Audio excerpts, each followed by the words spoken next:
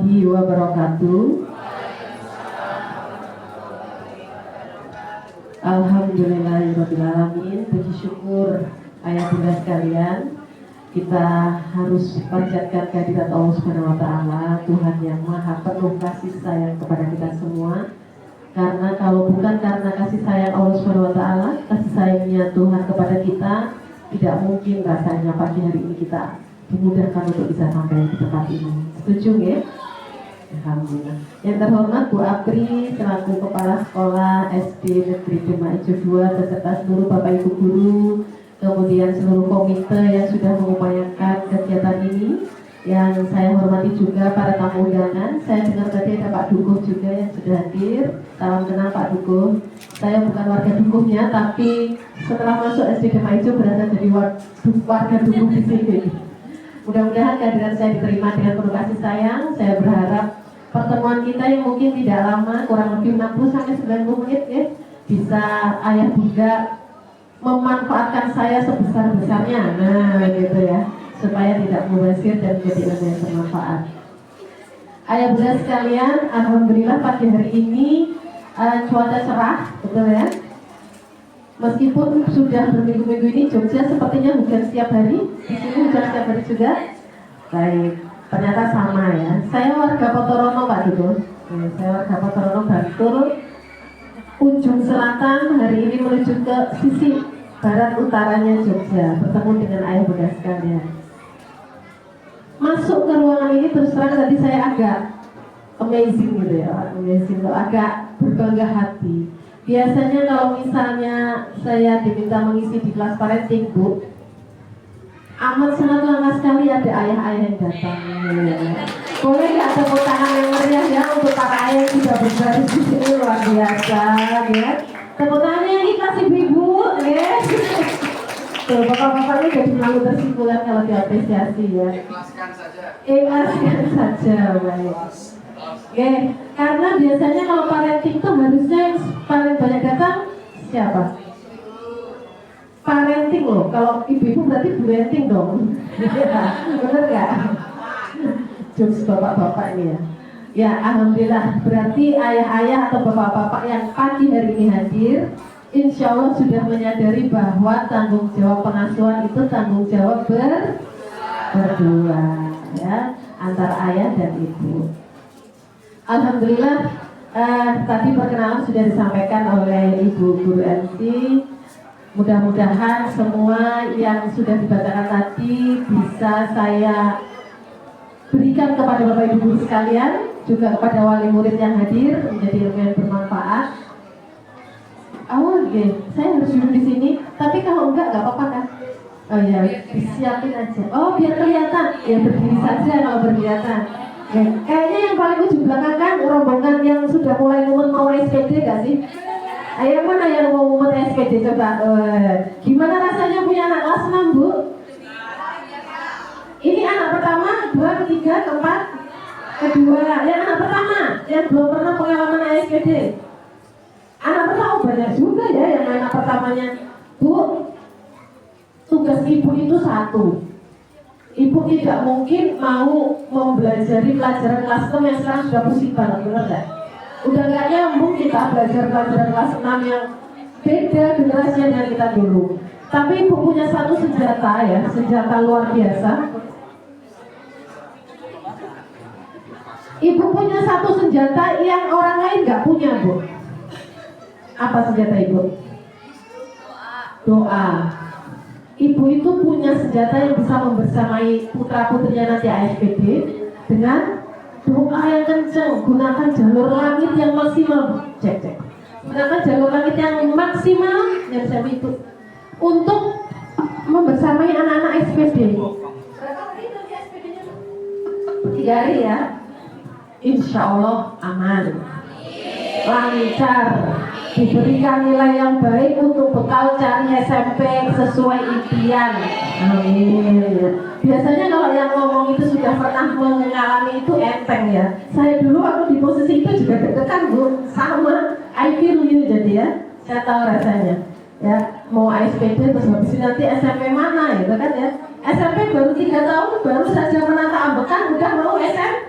Nah, SMA baru 3 tahun baru mau nambahkan udah mau cari kampus ya, begitulah ya peran kita orang tua. Mudah-mudahan semua orang tua di sini dikuatkan. Baik, hari ini kita mau sedikit sharing ya. Kalau tadi diperkenalkan oleh Ibu MC, disebutnya saya parenting enthusiast, itu tidak salah ya, betul. Karena saya mencintai dunia parenting setelah saya menyadari bahwa saya adalah seorang ibu. Pada saat kelahiran anak pertama saya, waktu itu saya belum menjadi PNS-nya Pemda. Jadi saya PNS Pemda baru tahun ketiga ini. Sebelumnya saya adalah PNS atau ASN di Badan Narkotika Nasional selama kurang lebih 15 tahun. Kelahiran anak pertama saya dan pada saat ketugasan saya itu kebetulan begitu diangkat jadi PNS langsung dikirim ke pusat rehabilitasi terapi pecandu narkoba 5 tahun di sana. Saya langsung sama Allah ditaruh di kawah Candro di Muko melihat hasil dari, bukan kegagalan sih ya, saya tidak ingin mengambil kata kegagalan, hasil dari disfungsi. Nah, disfungsi yang terjadi di keluarga sehingga timbullah permasalahan anak-anak, salah satunya narkoba di tempat rehabilitasi. Kenapa saya bisa sampaikan itu? Karena hampir sebagian besar klien-klien di tempat rehabilitasi yang saya assessment, misalnya dia pakai narkoba jenis apapun lah yang Bapak Ibu tahu ya. Karena ini hari ini kita bukan seminar tentang narkoba ya, jadi nggak spesifik itu ya, saya ambil contoh aja. Semua klien pecandu narkoba pada saat di assessment, apapun latar belakang dia pertama kali menggunakan narkoba, entah karena putus pacar, entah karena orang tua bercerai, entah bahkan karena alasan yang sangat receh menurut kita ya, misalnya karena apa? Karena nilainya tidak sesuai harapan, udah bisa membuat dia memakai narkoba, ada juga. Tapi kalau ditarik benang lurus, kalau ditarik pangkalnya, ujungnya itu karena apa? Karena sesuatu yang terjadi di rumah. Dari situ saya paham, semua permasalahan anak-anak atau permasalahan orang tua juga yang sudah muncul sebagai sebuah masalah, akar masalahnya adalah rumah. Maka kalau mau membenerin atau memperbaiki sebuah generasi, perbaikilah rumahnya. Kalau ingin anak-anaknya berkarakter kuat sesuai dengan tujuan yang ingin kita capai hari ini ya, kita mau sharing bagaimana karakter anaknya kuat, maka perkuatlah rumahnya. Kalau rumahnya kokoh, akan tumbuh anak-anak yang kokoh. Kalau rumahnya rapuh, akan membuat mudah anak-anak menjadi rapuh. Jadi pagi hari ini di awal kita mau sepakat dulu. Sebelum kita boleh bermimpi, punya cita-cita, pengennya anak saya karakternya ABC boleh. Tapi kita sepakat dulu. Sebelum kita mengangan-angan memiliki anak-anak yang seperti itu, kita lihat cermin diri kita dulu. Orang tua seperti apa kita? Oke, kita lanjut dulu ya.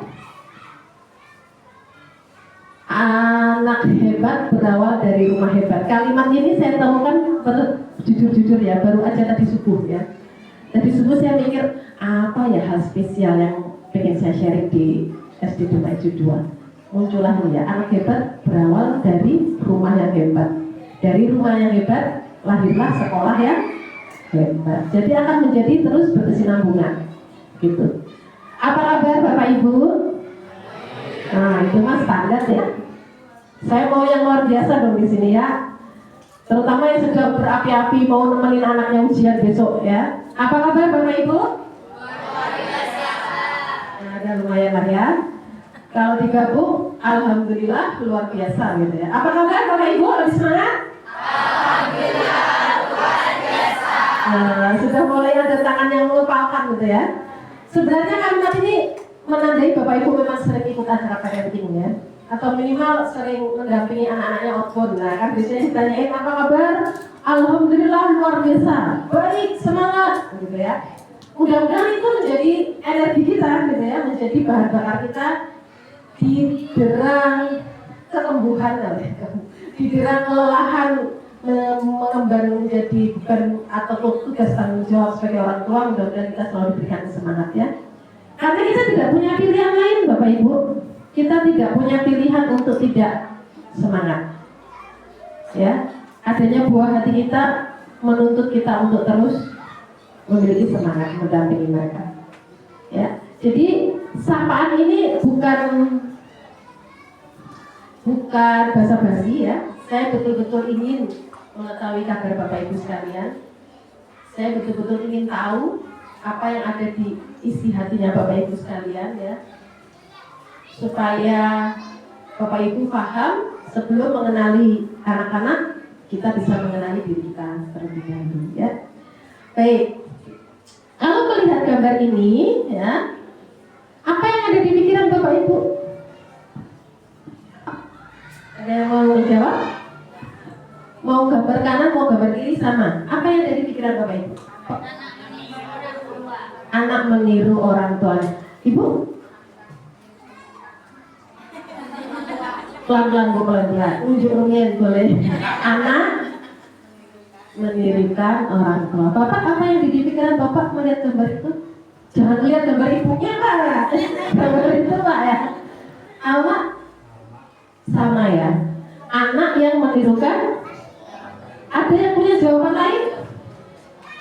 Ada yang punya jawaban kenapa bukan orang tua yang menirukan anak? Boleh nggak orang tua yang menirukan anak? Bisa dong ya, tuh lihat gambarnya. Bisa jadi orang tua yang menirukan anak. Tetapi mostly sebagian besar Bapak Ibu menjawabnya anak yang menirukan orang tua. Artinya apa?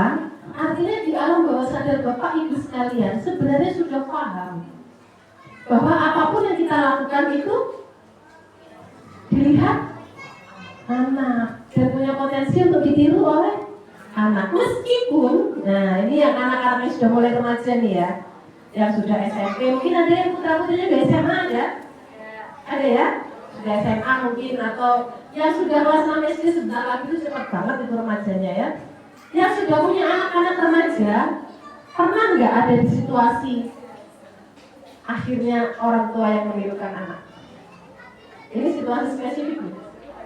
Akhirnya orang tua menirukan anak dalam upaya supaya tetap dekat dengan anak. Ada yang mengalami situasi ini?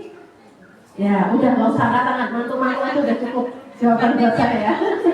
Jadi karena anaknya suka TikTok Pak, supaya tetap bisa nyambung sama anak, rumahnya download TikTok Pak. Bapak tahu TikTok Pak? Ya, joget-joget dulu Pak. Ya.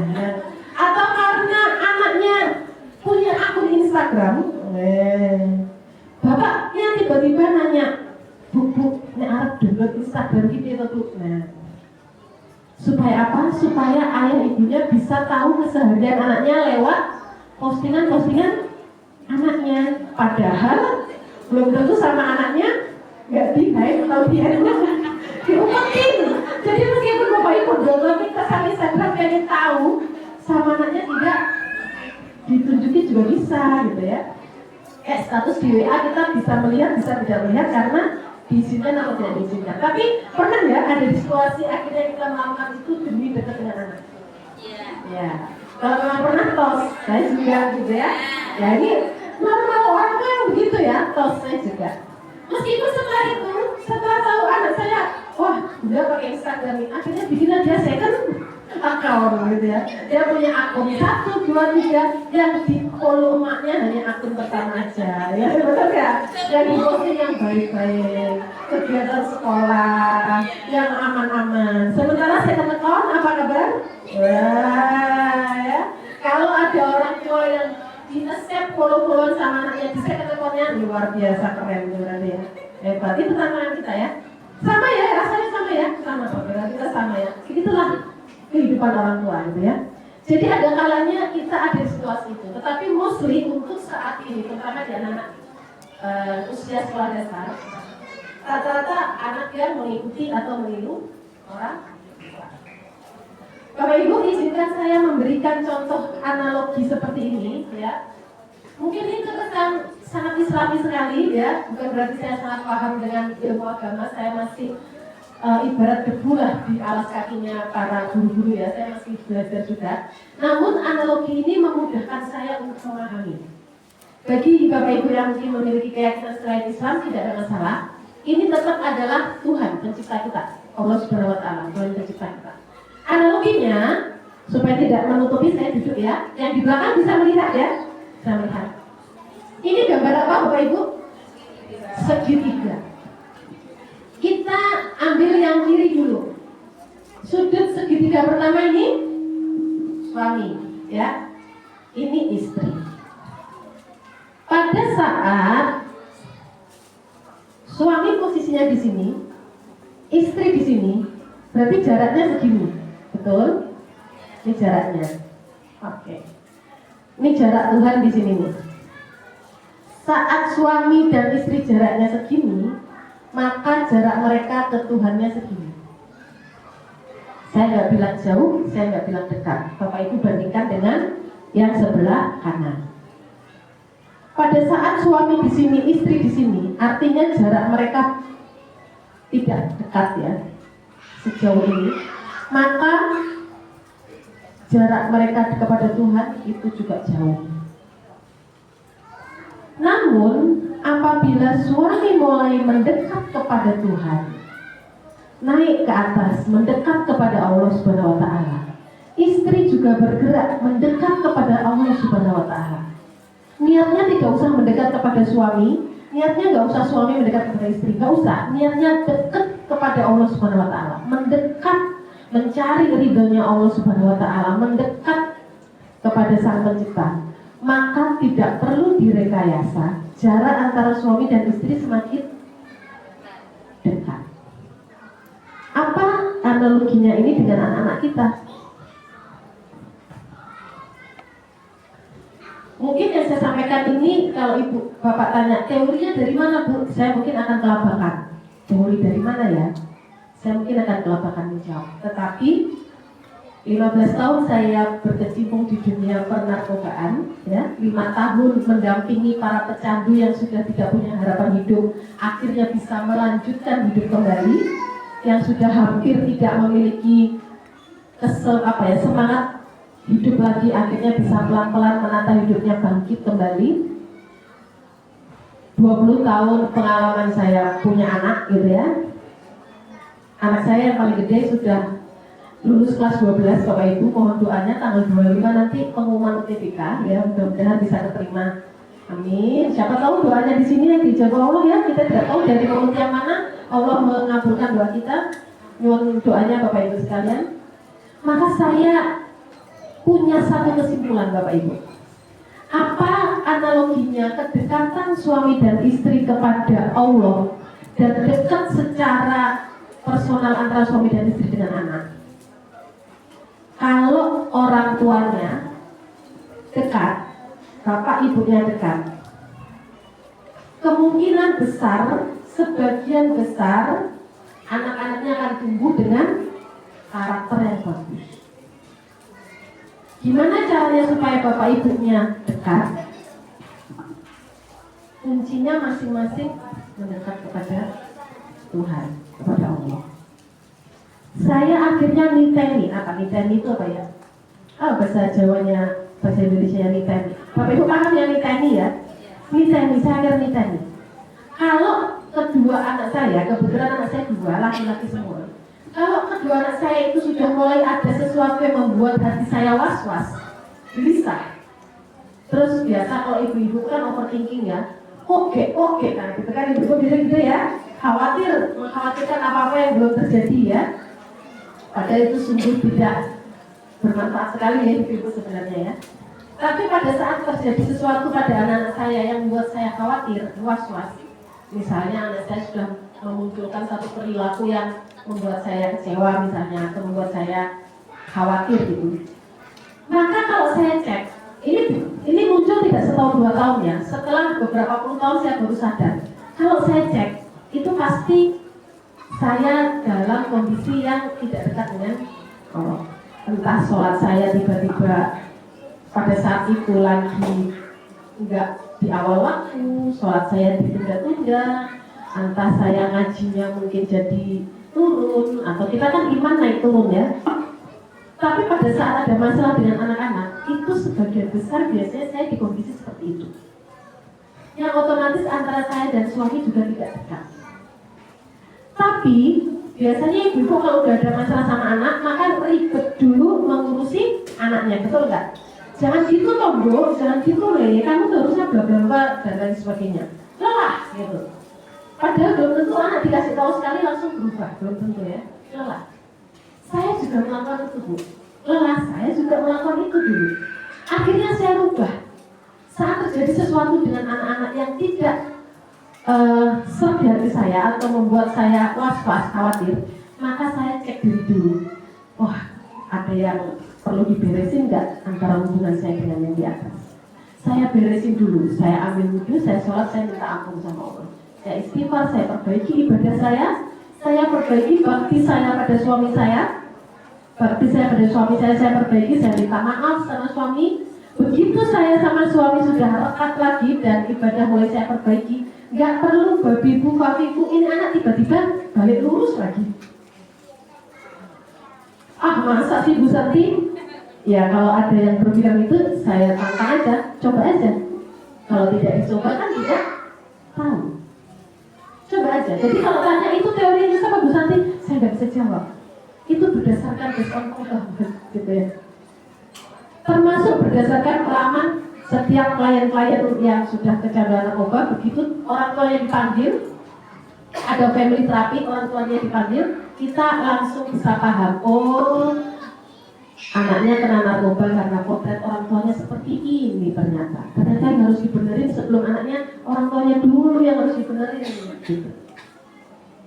Jadi kalau yang pagi hari ini datang ke acara ini sambil membawa beban atau membawa permasalahan terkait anakku kok ini, anakku kok gitu, sebelum ke anak cek dulu hubungan ayah dan bunda dengan Allah seperti apa. Cek dulu ibadahnya gimana dan perbaiki hubungan suami istrinya. Yang istri perbaiki minta maaf kepada suami, perbaiki ketaatan dan kepatuhan kepada suaminya. Yang suami nyuwun sewu bapak-bapak mungkin bisa memperbaiki, mengerti kebutuhan istrinya. Istrinya butuh apa? Bu, sebenarnya butuh apa tuh Bu? Bapak yang jawab loh, butuh duit katanya. Lah ibunya butuh banyak, bapaknya sudah jiper Bu, kalau banyak Bu. Sudah angkat tangan duluan. Sebenarnya ibu tuh nggak banyak kok. Gitu Bu, cuma butuh satu, dipahami Pak. Paham kalau lagi butuh bantuan pekerjaan rumah tangga. Paham kalau udah waktunya belanja bulanan. Paham kalau udah waktunya shopping. Cuma butuh satu aja Pak, dipahami aja. Oh baik. Saya doakan mudah-mudahan semua ayah di sini dikasih tangan dan lengan yang kokoh ya untuk bisa memenuhi kebutuhan ibu-ibu ya. Itu Bu, analogi dari segitiga ini. Coba praktekkan. Nanti kalau kita mendekat kepada Allah pada saat kita mengalami masalah, sudah bukan jalur darat lagi, maka jalur langit yang bekerja. Nggak pakai usaha pamiku tiba-tiba si anak bener, tiba-tiba dia lurus. Salah satu kekhawatiran saya adalah pada saat saya melihat sulung saya sudah ini, maaf ini streaming. Enggak, direkam aja. Oke. Saya hanya khawatir sebelum saya tidak berkenan ini di ini ya, tapi nggak apa-apa, mudah-mudahan dia ada masalah. Saya pernah mulai khawatir pada saat sebelum saya sholat subuhnya sudah mulai terang. Sholat subuhnya sudah mulai dari masjid. Karena saya punya 2 anak cowok semua. Dan saya sama suami itu kami meyakini bahwa anak cowok sholat di masjid. Terutama kalau sudah itu. Sudah mulai dari masjid, sudah mulai di rumah, kadang-kadang komat baru bangun, hal seperti itu. Saya khawatir. Terus saya sempat di fase yang dalam tanda petik ngomelin ya, masuk di jam segini dan bawa apa gitu lah ya. Gak bisa terbawa bapak ibu udah punya skillnya itu ya. Saya punya skill rekat ya. Sama. Ini sudah fitrah ya sebagai ibu dikasih 20.000 kata untuk kalau bapak cuma 7.000 Pak. Jadi bapak sudah punya skill. Ada setiap hari kok setelah saya lakukan upaya itu bukannya makin benar kok tetap aja gitu. Saya sampai lelah, saya bilang, Mas Bunda tuh harus gimana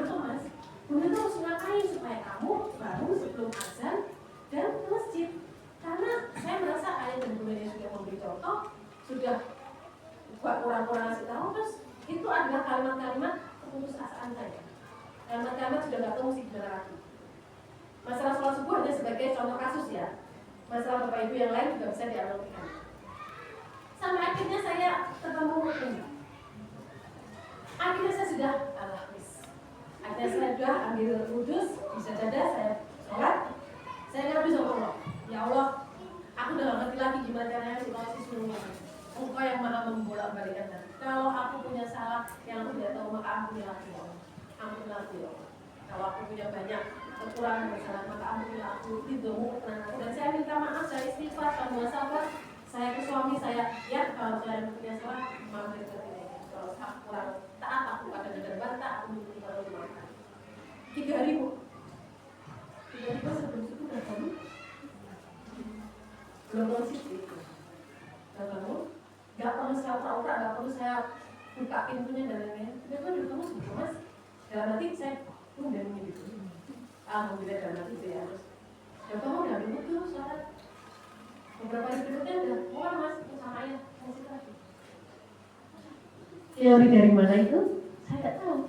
Kalau mau tahu praktekkan aja. Kadang-kadang kalau kita sudah embuh, ya udah ngadu aja. Kan anak-anak itu bukan milik kita, titipan. Jadi ngadu aja sama yang punya. Orang kita ini cuma ketitipan, jangan sok punya, gitu ya. Jangan sok memiliki, itu bukan punya kita. Kita juga bisa diambil kapanpun. Orang cuma ketitipan, kok ngaku-ngaku punya, gitu ya. Ngadu aja sama yang punya. Gitu. Oke. Kalau saya tanya, ini dream kita, mimpi kita ya. Ibu pengen putranya atau putrinya punya karakter apa sih? Satu aja. Karakternya bagaimana? Saya mulai dari saya. Saya pengen anak saya itu punya karakter yang tangguh. Tangguh itu artinya nggak gampang menyerah gitu. Ibu pengen anak ibu punya karakter apa? Jangan kalau mikir berarti pengennya banyak berarti ya. Satu aja. Masing-masing siapkan satu jawaban. Jangan banyak-banyak Bu, satu aja. Ibu pengen anak ibu punya karakter. Karakter itu sikap. Sikap dasar. Apa Bu?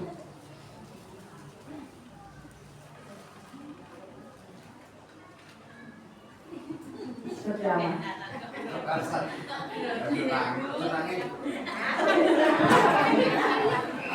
Ibu pengen anak ibu tuh kayak apa? Berpendirian, oke. Punya pendirian kokoh. Ibu pengen anak ibu punya karakter apa? Tanggung jawab, mantap. Kokoh, berpendirian, tanggung jawab. Ibu pengen putra putrinya punya karakter apa? Disiplin. Ibu pengen karakter apa Bu? Nggak dengar Ibu. Iya Ibu, betul Ibu. Bukan sebelahnya. Nah, saya. Ibu ingin putra putrinya punya karakter apa? Pendirian kuat.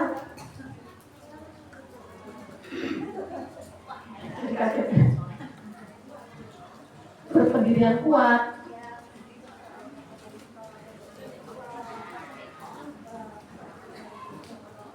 Berbakti kepada orang tua. Dan berbakti kepada Allah. Oke. Banyak ya Bu pengennya ya. Banyak sekali. Saya kesini coba.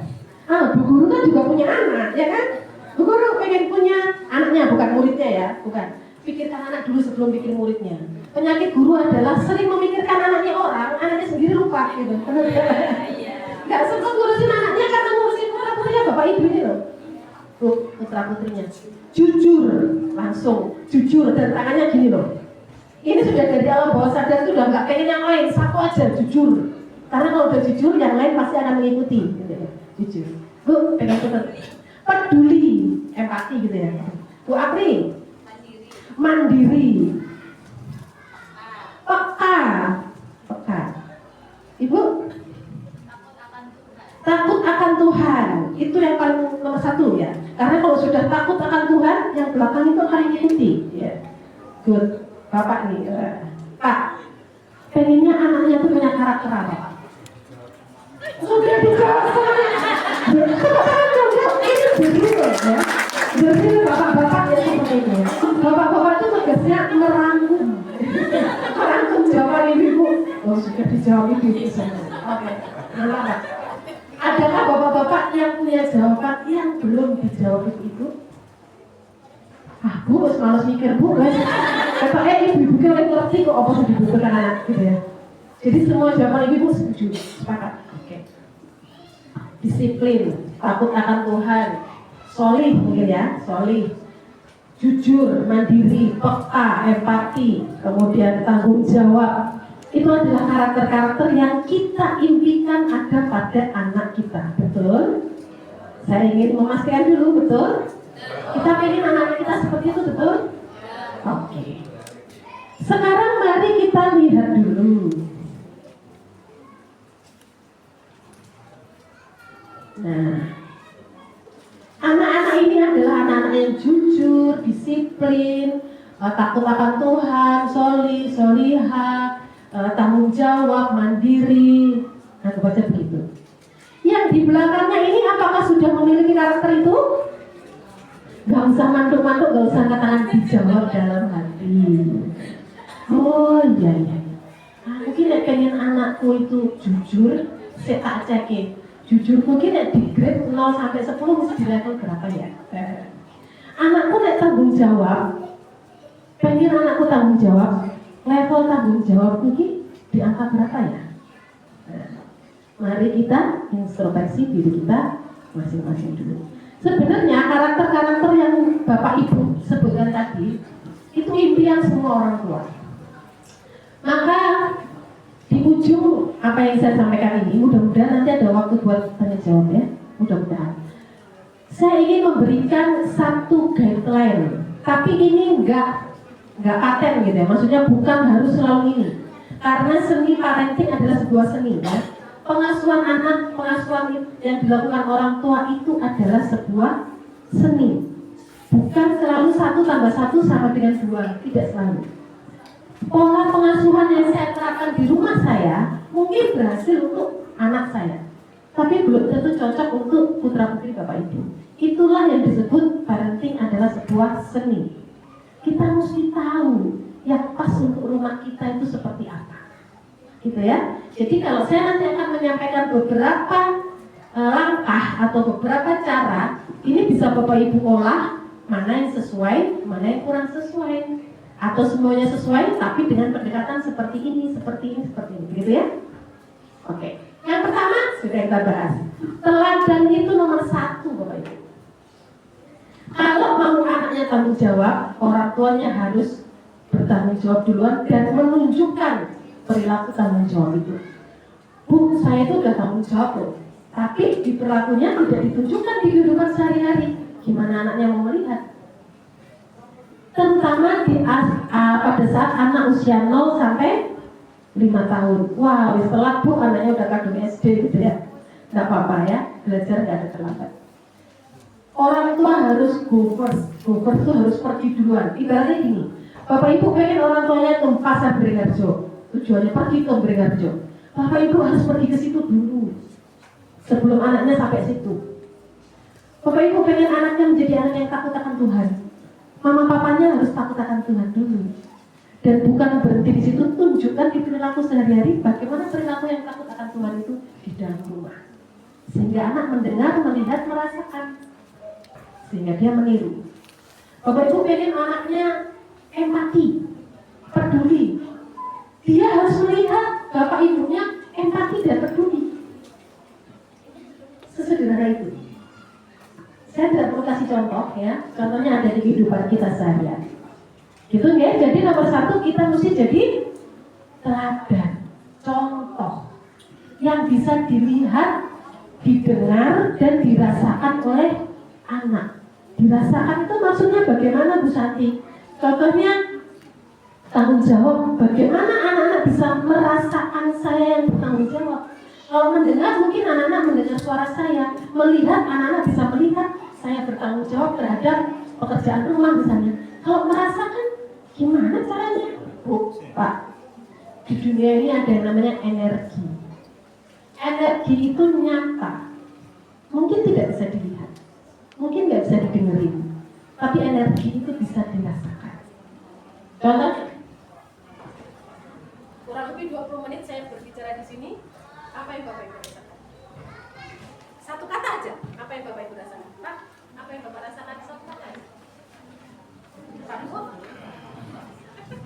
Bapak pendukung. Mantap. Yuk, yang Bapak Ibu rasakan, 20 menit saya bicara termotivasi. Itu yang dirasakan. Kenapa? Energi manfaat itu yang saya sebarkan, Pak. Energi termotivasi itu yang saya sebarkan. Terlihat? Tidak. Terdengar? Saya dari tadi tidak bicara motivasi ya.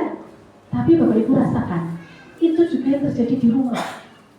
Pada saat energi ibu adalah energi empati, Bapak Ibu, misalnya ibu energi empati, melihat mainannya berantakan, Bunda bantuin rapikan ya, dirapikan dengan ikhlas gitu ya. Maka itu akan dirasakan sama anak bahwa ibuku suka membantu. Besok gantian kakak ya, hari ini Bunda rapikan dulu. Ayo kita rapikan bersama-sama. Itu mungkin bisa dilakukan oleh dua orang yang berbeda. Satu dilakukan dengan tujuan untuk membantu dan ikhlas menunjukkan empati. Yang dua dilakukan dengan grundel dalam hati. Grundelnya tidak di mulut, tapi dalam hati. Ya, Bunda bantuin ya kak ya, Bunda bantuin sini. Nah, besok ganti kakak ya, kalimatnya sama. tetapi energinya energi ngomel, energi grundel. Anak akan merasakan dua hal yang berbeda. Maka hati-hati dengan energi, terutama ya, bukan bermaksud mengecilkan bapak-bapak, mohon maaf, terutama ibu-ibu, hati-hati dengan energi kita. Karena ibu-ibu ini dikasih karunia sama Allah itu, lisannya itu apa ya? Kalau kalimat orang tua dulu lisannya itu jimat gitu ya. Doa. Hati-hati dengan energinya. Kalau lagi emosi banget kan mau sudah di ujung mau timbul itu, mending istighfar dulu atau relax dulu, redakan dulu. Hati-hati jangan sampai terucap. Kelola energinya di sini, ya. Capek banget Bu Santi kayak gitu. Ya memang capek. Karena apa kok capek? Karena hadiahnya surga. Lah kalau hadiahnya cuma santet, nggak mungkin secapek itu, ya. Bu capek banget jadi orang tua, ternyata capek banget jadi anak ternyata. Ya memang capek. Emang dipikir surga itu murah. Tapi kalau kita tahu bahwa kita itu tahu tujuan yang mau kita kejar itu apa, ridhonya Allah, berkenannya Tuhan terhadap kita, capek itu akan meluap, hilang. Karena kita tahu kita akan menuju kemana, gitu ya. Capek manusiawi, nggak apa-apa. Jadi nomor satu kita jadi contoh, gitu ya. Semua yang Bapak Ibu impikan terhadap karakter anak tadi, cek ke diri, apakah saya sudah cukup mencontohkan di rumah kepada anak-anak saya. Yang kedua, ini nggak kalah penting. Miliki skill komunikasi. Nah, ini sebenarnya 2 SKS sendiri buat kalau ngomong komunikasi ya. Kita bisa satu tema sendiri, teknik berkomunikasi kepada anak. Anak usia segini, berbeda-beda cara berkomunikasinya. Tapi, secara umum saya sampaikan, ayah bunda harus punya satu skill komunikasi kepada anak. Sebelum skill komunikasi kepada anak, harus beres dulu komunikasi antara ayah dan bundanya. Jadi balik lagi, sebelum ke anak, antara bapak ibunya harus beres dulu, harus oke dulu sebelum ke anak. Kalau ada masalah, masuk kamar dulu, bapak ibu masuk kamar dulu, terserah mau ngapain di kamar terserah. Yang penting keluar dari kamar sudah jadi ayah ibu yang siap menjadi orang tua, gitu ya. Skill komunikasi ini beresin, punya waktu untuk ngobrol dengan anak, disapa anaknya. Hari ini ngapain lagi? Meskipun anak kalau sudah usia SMA itu nggak tahu apakah bapak ibu ada yang merasakan. Bunda itu apa-apa ditanya sih gitu. Ada yang sudah mulai nggak nyaman ditanya-tanya gitu. Nggak apa, percayalah. Jangan-jangan dibuat baper itu Bu ya. Kalau anaknya sudah protes karena sering ditanya aktivitas sekolahnya, aktivitas di luar, mulai ditanya, mama itu nggak percaya ya sama aku kok sering nanya gitu ya. Jangan dibawa baper. Percaya. Ingat apa yang mau saya sampaikan. Itulah yang dirindukan anak-anaknya. Ada masanya anak akan merindukan ditanya-tanya sama orang tuanya. Kita aja sekarang yang sekarang sudah jadi orang tua, kita kan juga anak, betul nggak? Ada yang kangen ditanya-tanya orang tuanya? Kalau orang tuanya masih ada harapan. Tapi kalau orang tuanya sudah meninggal, kayak mana mau ditanya-tanya? Nah, ada satu masa nanti anak kita juga akan rindu kayak begitu. Pastikan komunikasi ini cukup. Artinya anak udah kenyang untuk berkomunikasi di rumah. Oke, saya lanjut aja dulu ya. Nanti kalau ada pertanyaan silakan ditanyakan. Yang kedua, ini teknis ya.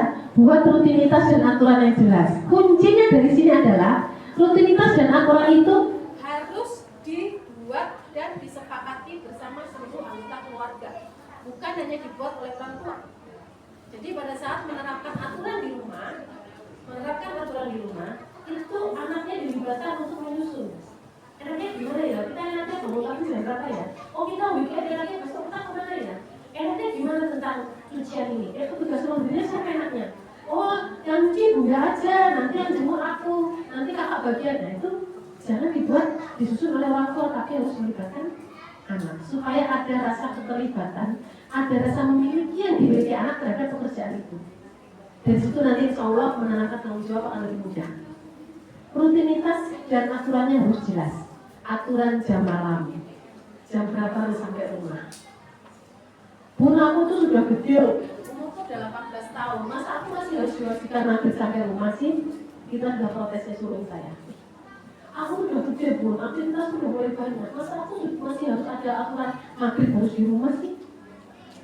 Akhirnya kita orang tua memahami aktivitas dia memang ada sampai mau di maghrib. Oke, kan kita nggak boleh kaku ya, harus fleksibel ya.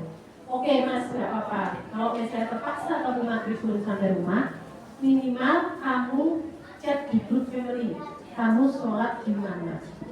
Jadi orang tua tahu dia udah sholat. Iya, segitu gak percaya sih. Bunda tuh percaya sama kamu mas. Bunda hanya ingin membantumu menjaga. Kan kita tujuannya pengen sama-sama masuk surga kan. Gak mau ketinggalan salah satunya kan. Iya gitu. Begitu komunikasi. Akhirnya kalau dia maghrib belum sampai rumah, jam 5 dia udah kasih kabar. Kayaknya aku maghrib belum sampai rumah ya. Nanti aku rencana sholatnya di sini. Nah, minimal mengurangi overthinking kita belum, ya kan? Itu terjadi karena apa? Komunikasi. Buat aturan yang jelas. Oke, maghrib belum sampai rumah, tapi paling malam jam segini ya mas ya, sudah harus sampai rumah. Atau di rumah kami itu ada aturan, karena anak saya sudah mulai pegang kendaraan sendiri, wajib ngasih kabar. Aku OTW ya, aku OTW jalan, aku udah sampai. Minimal informasi kapan OTW udah sampai, aku OTW pulang itu selalu disampaikan di grup. Jadi kalau bapak ibu ngecek WA saya, keluarga saya itu isinya cuma aku OTW, aku sudah sampai, aku OTW, aku sudah sampai. Kebanyakan begitu ya.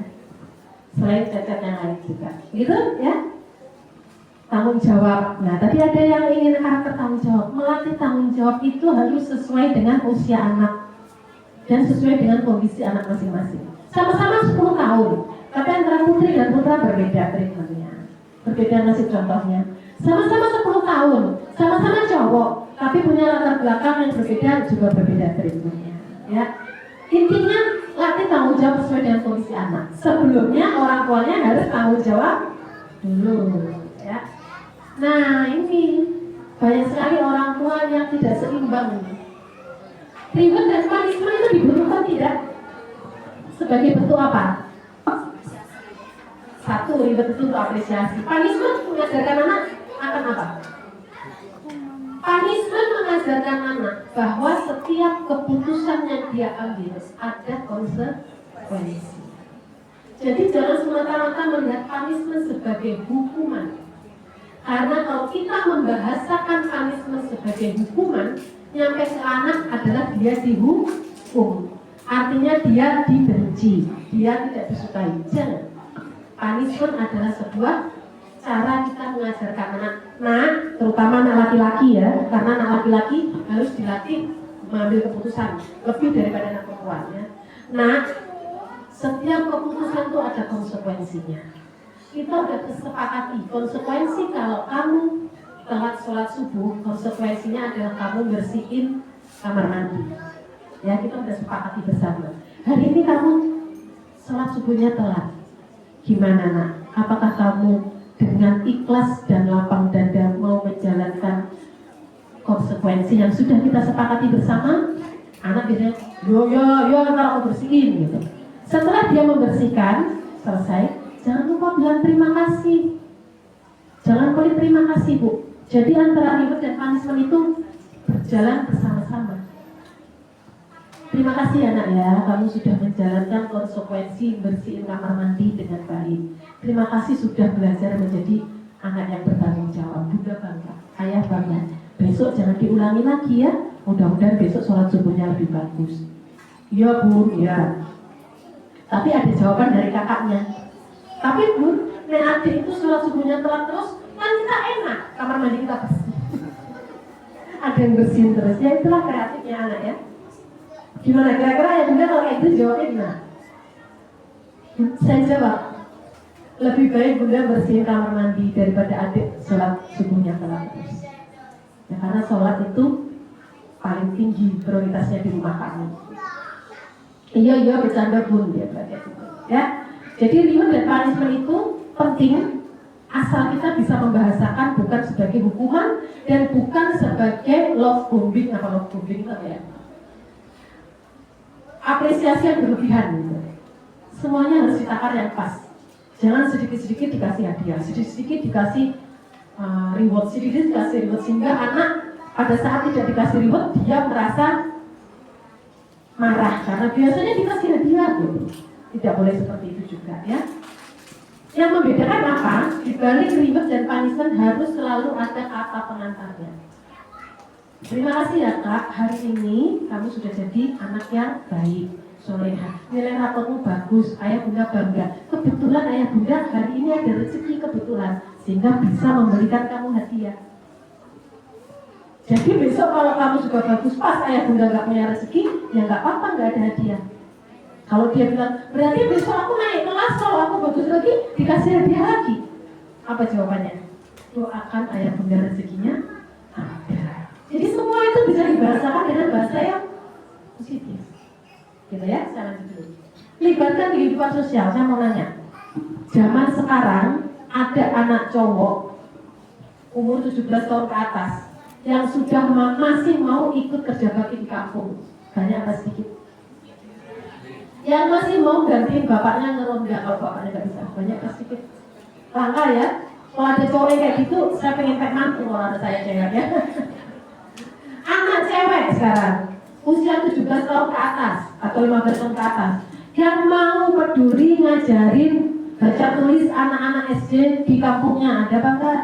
Ada Bu, mahasiswa KKN gitu ya. Itu mah beda ya. Yang mau peduli ngajarin simba-simba ngaji, ada enggak?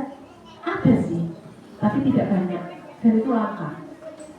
Makanya penting melibatkan anak-anak di kehidupan sosial. Kalau ibu-ibu lagi rewang gitu ya, punya anak gadis, belajar anak gadisnya ikut rewang. Dia tahu bagaimana bersosialisasi. Di situ ada banyak pengalaman hidup. Kalau kerja bakti, bapak-bapak ajak ini bujangnya itu kerja bakti, akan banyak pengalaman hidup di situ. Libatkan di kehidupan sosial, ya. Nah, itu tadi kembali kita. Ini bisa untuk video, ada suara? Atau kita coba, ya. Mudah-mudahan ada.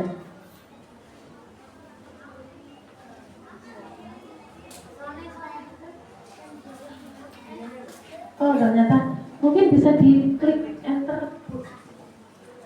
Enternya yang bisa nggak?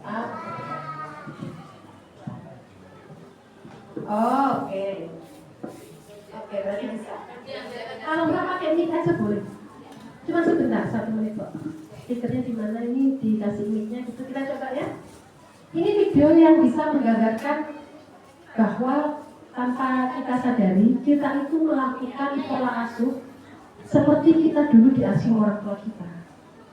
Jadi mewariskan pola asuh. Kita coba ya. Oh, diambilkan ya. Oke. Sambil disiapin. Bapak Ibu. Iya atau tidak, tanpa kita sadari kita tuh seringkali melakukan pola asuh kepada anak kita itu seperti kita dulu juga diasuh oleh orang tua tanpa kita sadari.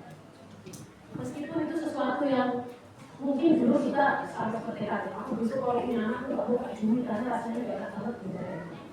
Tapi ternyata tanpa kita sadari perilaku kita sebagai orang tua itu membawa warisan pola asuh orang tua kita dulu.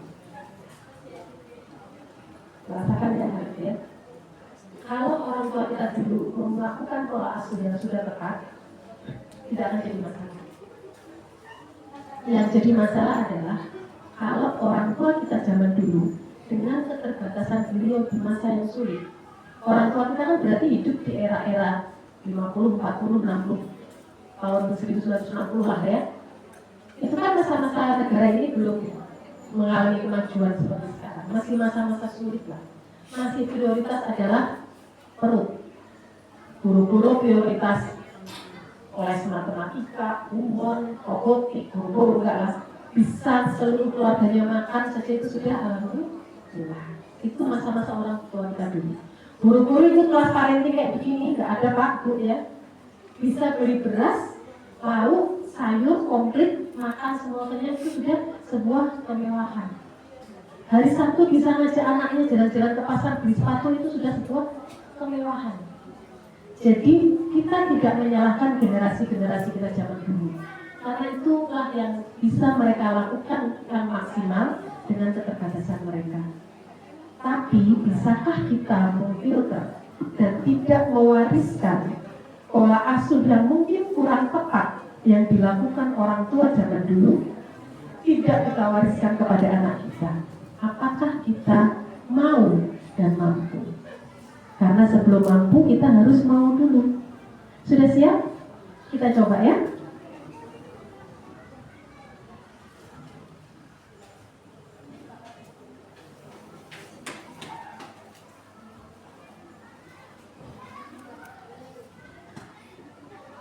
Oke, belum?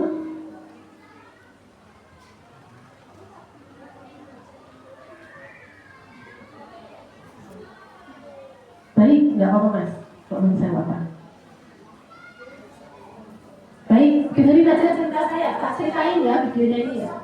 Tak ceritain. Jadi video ini menceritakan seorang wanita. Dia dikasih mawar, tapi mawarnya direbut sama orang tuanya. Wanita itu adalah ibu, gitu ya. Jadi mawarnya direbut sama orang tuanya dan dirusak. Akhirnya wanita ini bersedih karena mawarnya direbut orang tuanya dan dirusak. Akhirnya bersedih. Kenapa orang tuanya dan mau kayak gini? Karena dulu orang tuanya dia juga melakukan itu.